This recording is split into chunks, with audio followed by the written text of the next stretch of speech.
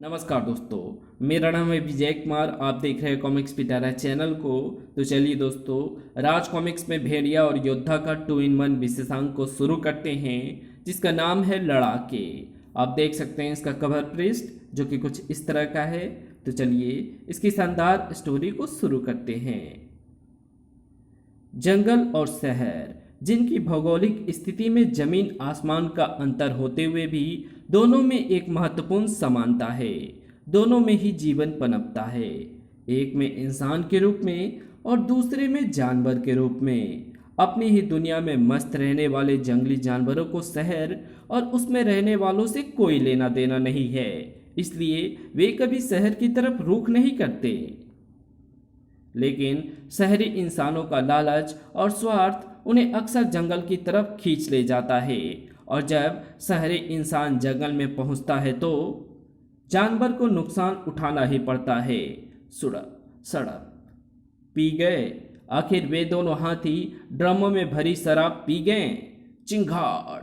अब कुछ ही पलों बाद आएगा मजा। जल्दी चिंगाड़ते हुए हाथी एक तरफ भाग खड़े हुए। चिंगाड़। उनके भारी कदमों की लड़खड़ाहट साबित कर रही थी कि शराब ने उनके मस्तिष्क पर असर करना शुरू करके उन्हें तबाही का दूत बना डाला था। आ, आ, हाथी के पैरों के नीचे कुचले उस आदिवासी की चीख के साथ साथ गूंज उठी उस शहरी की आवाज। ये हाथी उसी शैतान भेड़िया मानव के इशारों पर जंगल में जीव एवं वन संपदा के तहस नहस करने पर तुले हैं साथियों। मैं अभी इन्हें अपनी राइफल से छलनी किए देता हूँ। दूसरे ही क्षण जंगल के सन्नाटे में गूंजी गोली चलने की आवाजें और चिंगाड़, धाएं धाएं। एक हाथी की अंतिम चीख। वो हाथी अपने प्राण गंवाकर जमीन पर आ गिरा। धम। लेकिन दूसरा धड़ाक। उफ।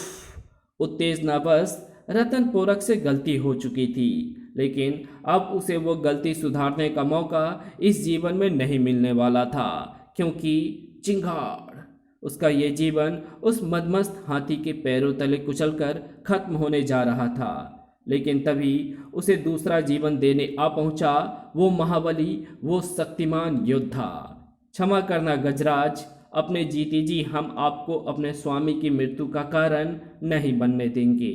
इसलिए उचित यही है कि आप आगे बढ़ने के स्थान पर वापस लौटने का कष्ट कीजिए। योद्धा द्वारा किए गए इस प्रहार से उस मदमस्त हाथी ने अपना लक्ष्य बदल दिया। योद्धा मैदान में कूद चुका है।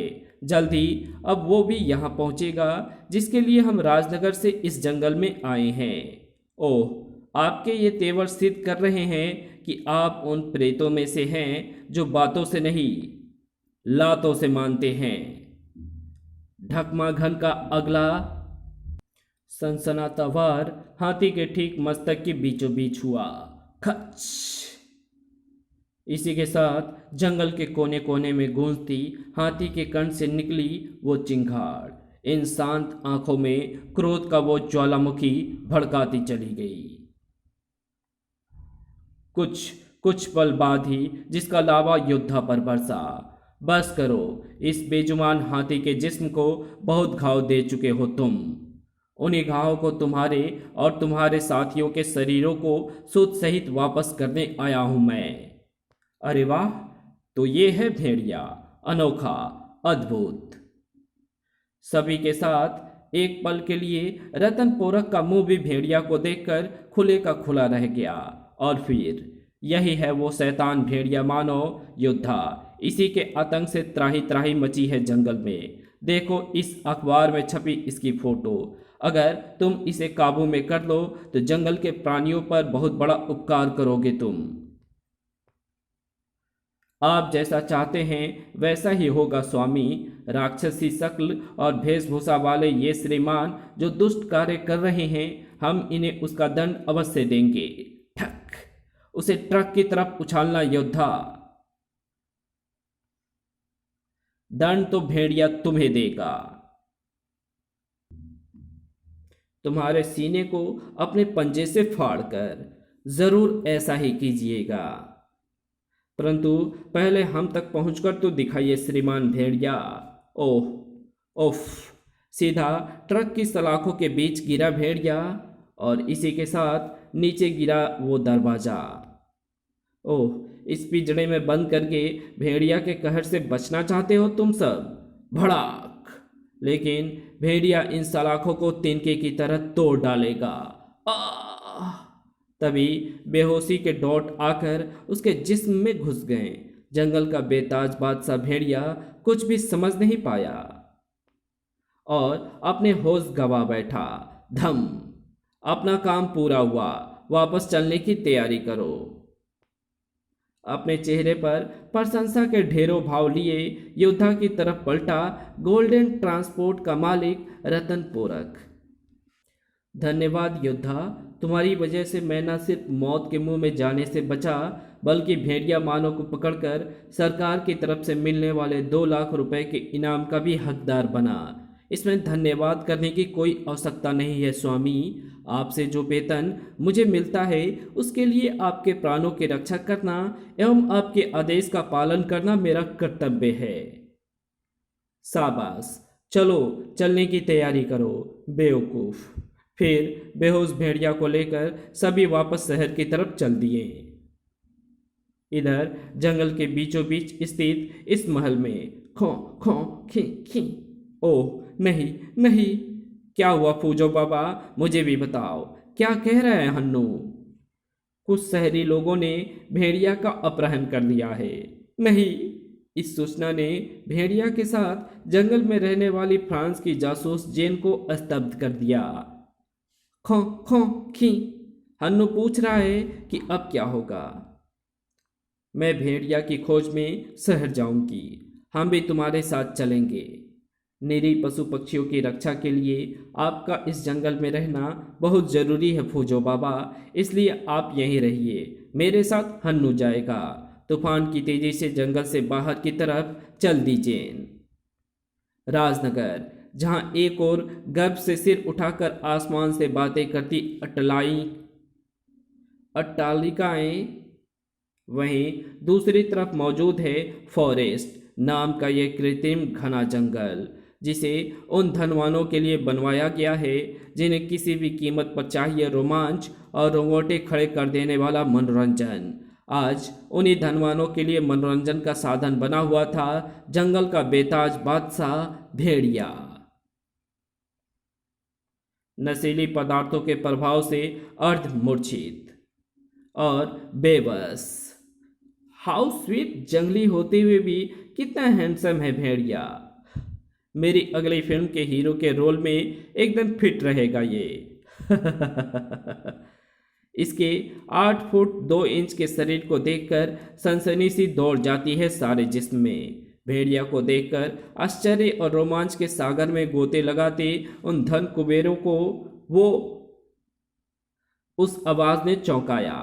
लेडीज एंड जेंटलमैन, आज हम आपको मिलाने जा रहे हैं एक ऐसी हस्ती से जो आपके दिलो दिमाग में रोमांच पैदा करने वाला फॉरेस्ट, जिसके दिमाग की उपज है, मिलिए सारी दुनिया में एनिमल किंग के नाम से मशहूर महान टेंजा से। ठीक उसी समय बाहर 2 दिन शहर की खाक छानने के बाद हन्नू को इस दीवार के पीछे कहीं भेड़िया के होने का आभास मिला है। मुझे तुरंत ही अंदर पहुंचना चाहिए। फ्रांस की धुरंधर जासूस जेन के लिए उस ऊंची दीवार को पार करके दूसरी तरफ पहुंचना बाएं हाथ का खेल था। ये कृत्रिम जंगल तो असली जंगल को भी मात कर रहा है। कौन है शहर में इस जंगल का निर्माण करने वाला?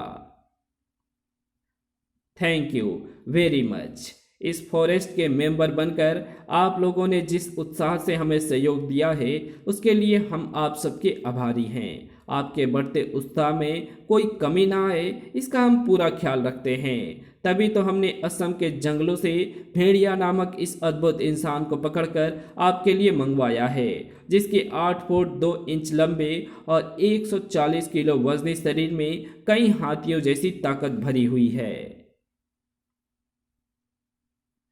तुम इसे पकड़ कैसे पाए मिस्टर टेंजा? अपने दिमाग की बदौलत। तंजानिया के जंगलों में जब मैंने इसके बारे में सुना तो मुझे लगा कि मेरे द्वारा बनाए गए फॉरेस्टों में ये प्राणी चार चांद लगा सकता है। बस मैंने उसे पकड़ने की ठान ली, लेकिन समस्या ये थी कि ऐसे शक्तिशाली व्यक्ति से टकराएगा कौन। काफी सोच विचार के बाद इस काम के लिए मुझे सुझाई दिया एक नाम, योद्धा। गोल्डन ट्रांसपोर्ट में लोडर की नौकरी करने वाला योद्धा।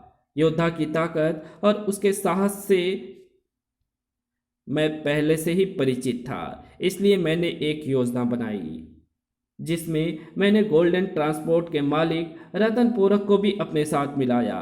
वही योद्धा को भेड़िया के विषय में अखबार की नकली कटिंग दिखाकर असम के जंगलों में ले गया, जहां योद्धा का टकराव भेड़िया से हुआ और फिर भेड़िया हमारी योजना के जाल में फंसकर यहां आ पहुंचा। भेड़िया को यहाँ लाने का हमारा असली मकसद तो कल आपके सामने आएगा, क्योंकि कल भेड़िया की टक्कर होगी एक ऐसे प्राणी से जिसे तंजानिया के जंगलों का आतंक का नाम दिया जाता है। टेंजा की घोषणा से वहां मौजूद सभी खुशी से नाच उठे। इस पेड़ के पीछे छिपी जेन को छोड़कर। उफ, मौत का खेल खेलने के लिए भेड़िया को पकड़ा गया है, लेकिन मैं ये बात यहाँ की पुलिस को भी नहीं बता सकती, क्योंकि इसमें भेड़िया को ही नुकसान पहुँच सकता है। भेड़िया को छुड़ाने के लिए मुझे ही कुछ करना होगा, और उसके लिए मुझे इस स्थान के सुनसान होने का इंतजार करना होगा। कुछ देर पश्चात आसपास कोई नजर नहीं आ रहा। यही मौका है कि भेड़िया तक पहुंचकर उसे छुड़ाने का। आऊं, चुम चुम चुम। पहले जेन के सामने आई गोलियां और फिर गोलियां चलाने वाले। टेंजा भी तुरंत वहां पहुंचा। भेड़िया को छुड़ाने के लिए यहां पहुंचकर तुमने साबित कर दिया है कि तुम भेड़िया की साथी हो। हाँ, मैं यहाँ भेड़िया को तुम्हारे चंगुल से छुड़ाने और तुम्हें तुम्हारे अपराधों की सजा देने आई हूं। चटाक। तू ऐसा मरते दम तक नहीं कर पाएगी लड़की। टेंजा के एक ही वार ने जेन को बेहाल कर दिया। इसे ले जाकर बंद कर दो। भेड़िया के साथ साथ उसे बचाने का प्रयास करने वाली जेन भी कैद हो चुकी थी, लेकिन अभी आजाद था हन्नू, जो समझ चुका था कि भेड़िया को कैसे छुड़ाने का काम उसके लिए जितना मुश्किल था, जेन को छुड़ाने का काम उतना ही आसान। खच। हन्नू, इस कहानी को यहीं समाप्त करते हैं। इसके आगे कहानी पढ़ेंगे इसके पार्ट 2 में, तो मिलते हैं इसके दूसरे पार्ट में। तब तक के लिए बाय। अगर आपको ये वीडियो पसंद आई हो तो इस वीडियो को लाइक शेयर कमेंट ज़रूर कर देना। चैनल पे नए हो तो चैनल को सब्सक्राइब कर ऑल नोटिफिकेशन को सिलेक्ट ज़रूर कर लेना। Thanks for watching my videos.